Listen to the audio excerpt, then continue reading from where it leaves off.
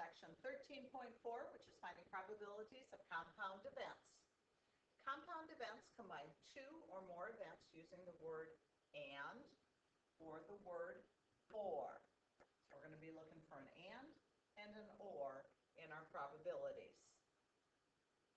We're going to find the probability of A or B in these first few examples. You roll a number cube, and it's going to be a six-sided number cube. We want to find the probability that you roll a 2 or an odd number. Since these two events can't happen at the same time, 2 is not an odd number, we call these two events mutually exclusive. So therefore, we're going to add the probabilities together. So we have the probability of a 2 or an odd. Notice I got the probability of 2 plus the probability of odd. The probability of a 2 is 1 over 6 plus the probability of an odd. There are 3 odd numbers, so 3 out of 6, which gives us 4 over 6 when we add them together, and simplify that will be 2/3. And so we'll write 2/3 as our final answer for the probability. Next example, you're going to roll a number cube. Again, this is a six-sided number cube. Find the probability of rolling a 1 or a number greater than 4. Again, these are mutually exclusive because the number 1 is not greater than 4. So both can't happen at the same time. So we're going to find the probability of 1, then we're going to add to it the probability of a number greater than 4. Probability of a 1, there's only one number that is a 1 on the number cube, so that's 1 out of 6. Plus, there are two numbers that are larger than 4, so we'll have 2 over 6. Add these together, 3 over 6 reduces to 1/2. Always reduce your fractions to the lowest terms, please. Our third example, we're rolling the number cube. Again, a six-sided number cube. Find the probability that you roll a 2 or you roll a 5. Again, these are mutually exclusive because the 2 and the 5 cannot happen at the same time. So we're going to have the probability of a 2 plus the probability of 5.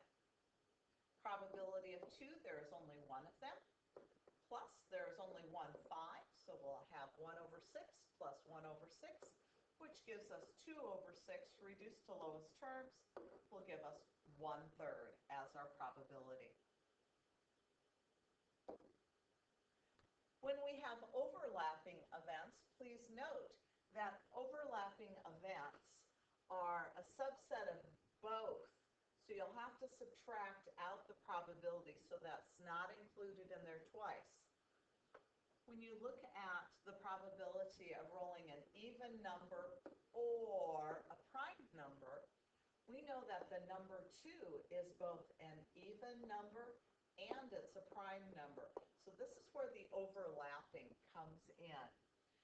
Because we're doing an or statement, we are going to be adding these together, but we also have to subtract out when we have both an even and a prime because of the overlapping event.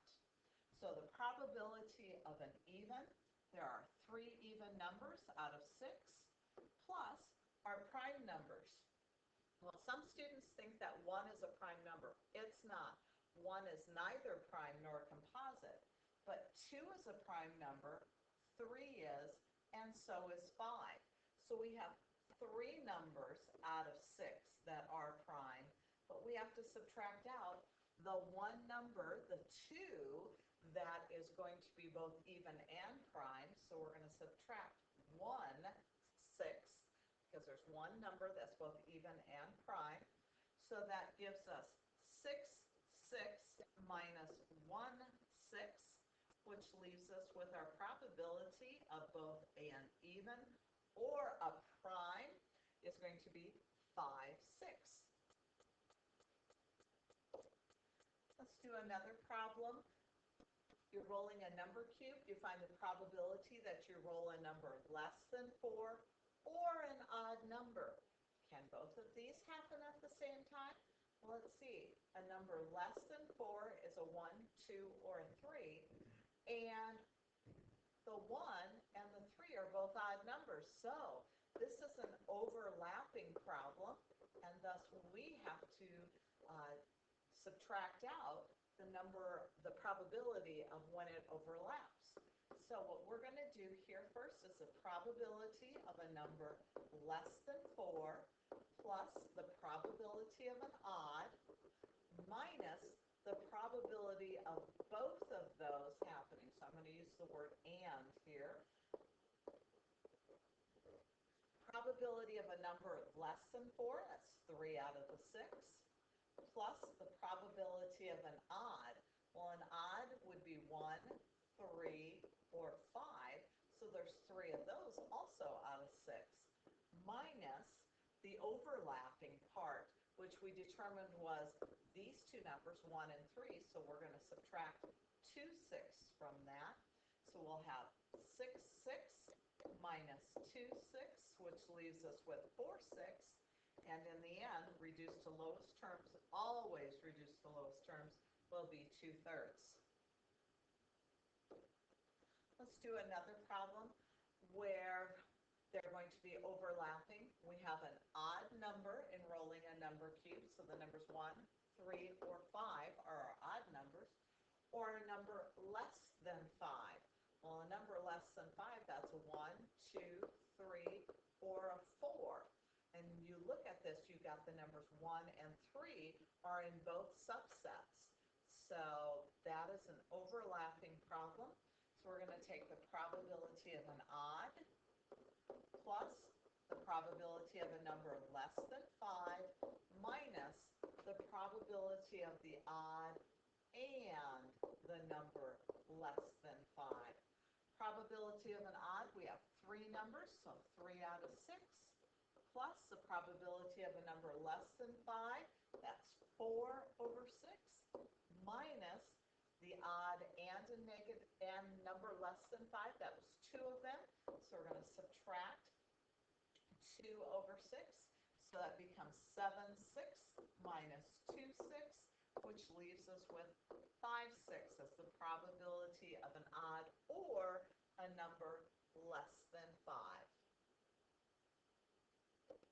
Change gears here a little bit and talk about independent events versus dependent events.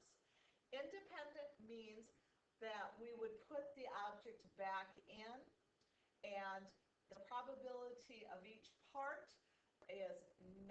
does not rely on what the probability of the first one was.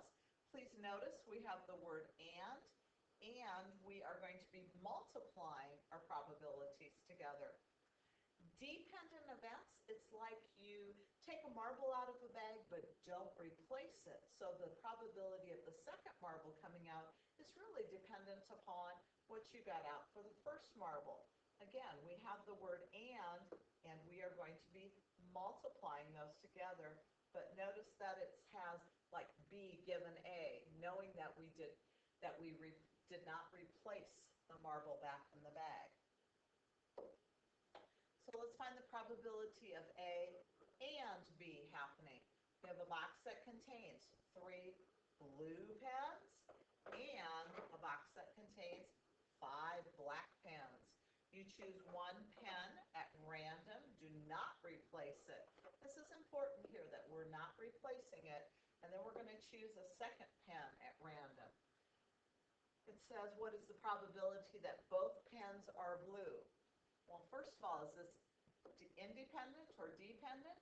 We did not replace it, so this is a dependent problem that we want a blue and then another blue. Well, we need to multiply these together.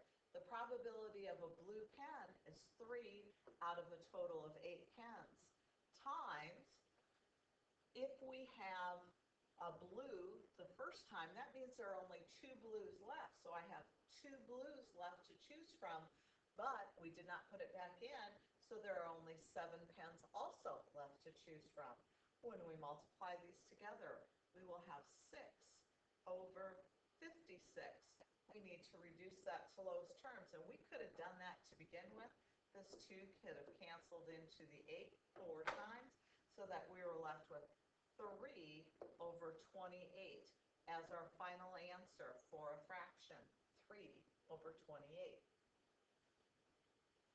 Let's do another example. A bag contains 4 red, 5 green, so we got 4 red here, I got 5 green, and 2 blue marbles. We randomly draw 2 marbles, one at a time. Find the probability that both are red. And we're going to do 2 different ways. We're going to replace the first marble.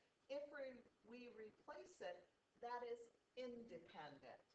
So we have how many marbles altogether? Well, we have 4 plus 5 plus 2. That is 11 marbles.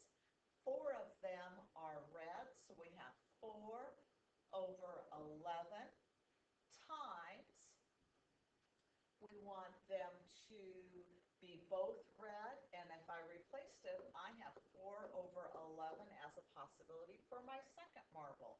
So in the end, that gives me 16 over 121 as the probability that I will get a red and then a red again. What if I do not replace the marble the first time? Well, then this becomes a dependent event, because if I pull out a red marble, I got 1 less marble in there and hopefully 1 less red. So first I begin with the probability of pulling out a red marble, which is 4 out of 11. We have to multiply. There are only 3 marbles left that can be red, and also there are only 10 marbles left in the bag. So this ends up to be 7 over 110. And if I had done a little canceling to begin with here, I would have 6 over 55 for my, not 6 over 55. I multiplied together wrong here. That's not 7. That would have been 12. That was an oops on my part. And yes, I'm down to 6 over 55. It's probably a really good thing that I can cancel. We have 6 over 55 as our final probability. Everybody makes mistakes, right? All right. In this next one, an acceptable 2-digit code made from the digits 1 through 9 consists of an even number followed by an odd number. And you get to choose 2 numbers at random. Find the probability that you've chosen an acceptable code. Well, on this problem, could I have the 2 numbers? Technically, the first one, I'm not going to put the numbers back in, so I could have like a 2, 2. It's not an acceptable code because one's supposed to be even and then one's supposed to be odd. But the deal is that can happen. So this is an independent problem. So the probability of an even, well, we have all of our numbers through 9, and the even numbers, there are 4 of them. 4 out of the 9 are even, times, now we have to look at our odd numbers. Our odd numbers here, there are 5 of them out of 9. 4 times 5 is 20, and 9 times 9 is 81. There is no canceling that can be done on this one. So we have 20 over 81 as our final answer. A bag contains 4 blue marbles, and we have some yellow marbles. We have 8 yellow marbles in there. You choose 1 marble at random, and you do not replace it. And then you choose a second marble. Because we did not replace it, that made this a dependent event. What's the probability that the marbles are both blue? Well, the probability of a marble being blue, we have 4 of them. Out of a total of 12 marbles, we don't replace it, so we're down to 11 marbles. And if we want a second blue one, that means there should only be 3 blue ones left if we pulled a blue the first time. If I do a little canceling to make my life a little easier here, I'm going to have a 3 in the bottom, and then even a little more canceling. My 3's will cancel out, and I will end up with 1 over 11 as my final answer. We started out with 120, or 120, how about just 12 over 132, and that will become 1 over 11. Much easier math if you can do some canceling along the way. With your partner, I want you to work on, or actually, since you're watching my video, why don't you work on page 864, the problems that I have listed here. Stop the video so that you can do the problems, and then start it again so that you can check your answers. I'll have the answers for you here in just a moment.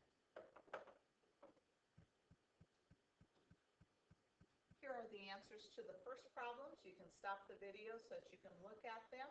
And if you have questions, make sure you stop in and see me in the morning. And here are the answers to the last ones. Again, if you have questions, please stop in and see me. I hope that you have a great day. Good luck with your 13.4.